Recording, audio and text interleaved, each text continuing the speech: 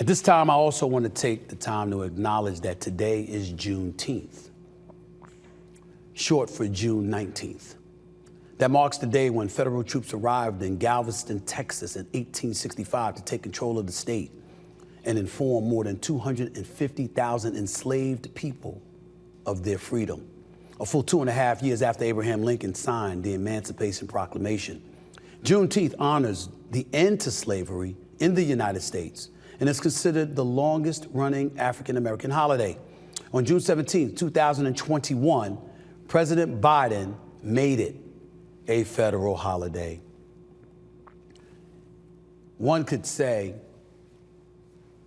one has nothing to do with the other, the passing of Willie Mays and, of course, Juneteenth arriving.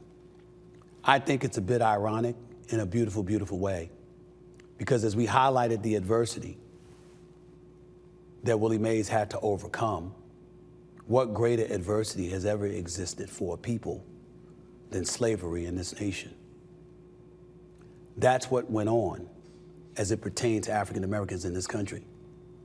And think about them saying that the Emancipation Proclamation was signed into law 2 years earlier, and it wasn't until 2 years later that 250,000 slaves were informed that they were free, that Emancipation Day had arrived, that the end of slavery in the United States had arrived. Willie Mays played 100 years later and was still dealing with what he dealt with. Jackie Robinson, while Willie Mays was playing, endured the same thing, along with a host of other individuals. The Satchel Pages of the world, the Josh Gibson of the world, the list goes on and on and on. It's one thing for stuff to be signed into law.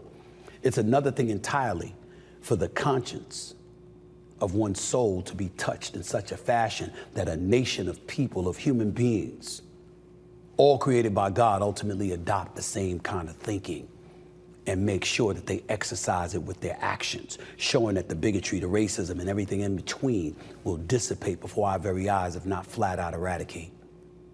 The challenge has been for the eradication of that back then. It's the year 2024, and we're still fighting for its eradication today, which only elevates our appreciation for Willie Mays and elevates our conscience as it comes to Juneteenth. Think about that, and then get back to me with your thoughts.